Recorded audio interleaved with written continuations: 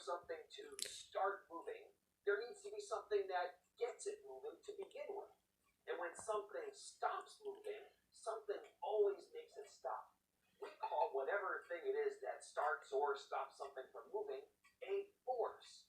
A force is just simply a push or a pull of some kind. There's many different kinds of forces. Gravity is a force that pulls on things. It pulls things here on Earth down towards the center of the Earth. Wind and waves are also forces that push and pull. Magnetism is another force that pushes and pulls on things too. There's even a force called friction that slows things down whenever two surfaces touch or rub up against each other. There's many different forces acting on this basketball as I toss it in the air.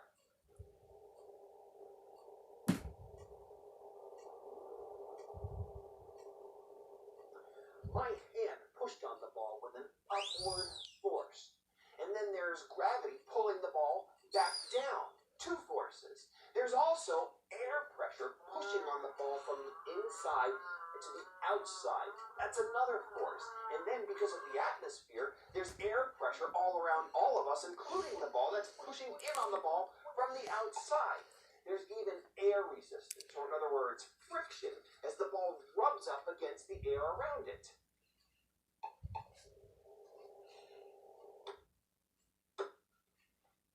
When you're out here on the court and you're dribbling the ball, there's a lot of different forces that you need to take under consideration. First, there's the force of gravity pulling down on the ball. Gravity can't do it on its own, though, because it'll start going lower and lower and lower. I have to use some of my own force to get this ball to keep on going so that I can keep on dribbling. So I push down on it. If I want this ball to go in a different direction, I have to make my force go in a different direction. So to control this ball, you really have to know a lot about forces and motion, and practice with them quite a bit too. Well, if I wanted to shoot this ball at this basket, I'm going to have to use a certain amount of force.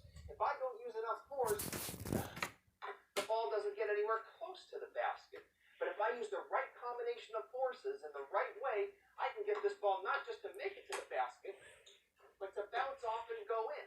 I'm using the combinations of all different kinds of forces that I know about here. The force of the motion of my body, the force of the motion of the ball, and knowing how it's going to bounce when it hits the back of that basket. And so when I throw this ball around and I'm playing some basketball, it's important to consider all these forces in motion and how they work together. Well, going into outer space would end up with a different story. If I shoot this ball up into outer space, whoa. Keeps on going, and it goes in a straight line until something makes it stop or change direction.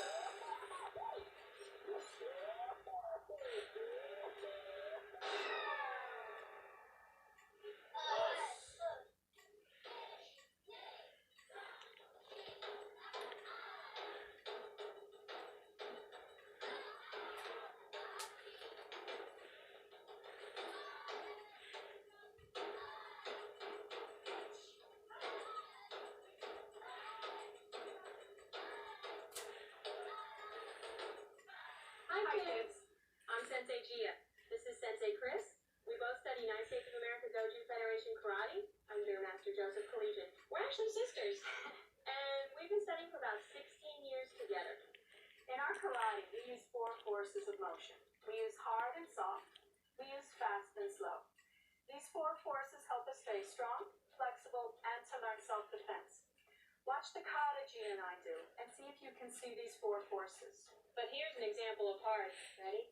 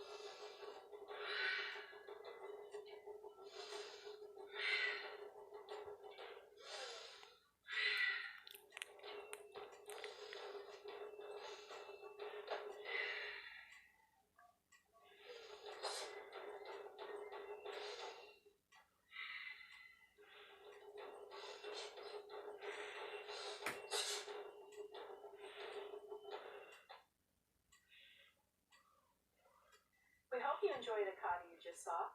Get beside show. Did you look for the 4 forces I told you about? Did you see hard? Did you see soft? Did you see fast? Did you see slow? Doing karate is a lot of fun. Remember, kids, force in motion. If you want to do karate, don't do it at home without a trained professional or with mom and dad. Come to class. Come see us or any other karate instructor. Ready to say goodbye? Us. This is how we say goodbye in karate. Us. I don't have to use a lot of force to move a bicycle like this one. That's because the bicycle doesn't have a lot of mass. There's also some things that help me move it along, like the wheels. The wheels cut down on friction between the bicycle and the ground. Why? Well, if this wheel was flat all the way across, I'd have to almost drag the bicycle down. But instead, there's just one little part of each wheel in the back and in the front that's touching the ground. Because it's such a small part that's touching the ground, there's not a lot of friction. So it makes it easy for me to push or to move this bicycle along. Or more ideally, have the bicycle move me along. But if we add a lot of mass to something, it makes it much more difficult to move. Like this car. If I try to push this car along,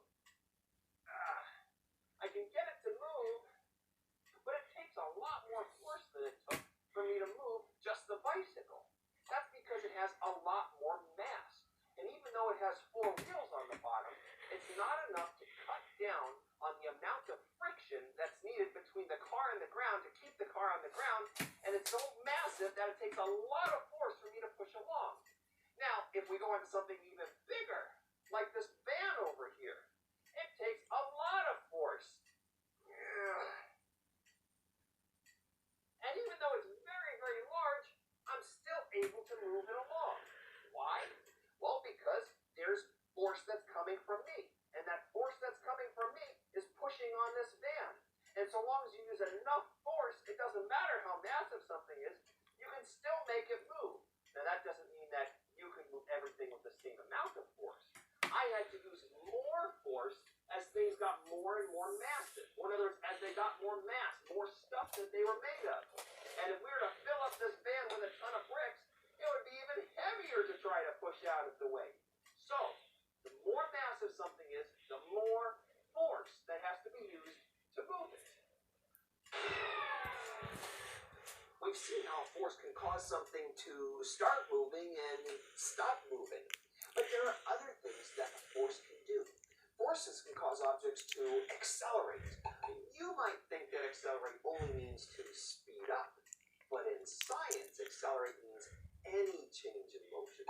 Acceleration happens whenever a force causes an object to start moving, of course, or stop moving. It also means acceleration when it speeds up or slows down. It even means acceleration when something changes direction. Well, for example, I can make this toy train start moving. There's acceleration. Stop moving. That's acceleration too. I can make it speed up.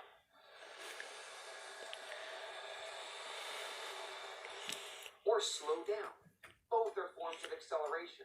And I can even make this train change directions. And that change in direction is a form of acceleration too. Well, the overall motion of the train, or any moving object for that matter, is due to the combination of all the forces working on it. Of course, new forces can always be introduced, like adding some more friction. Ah!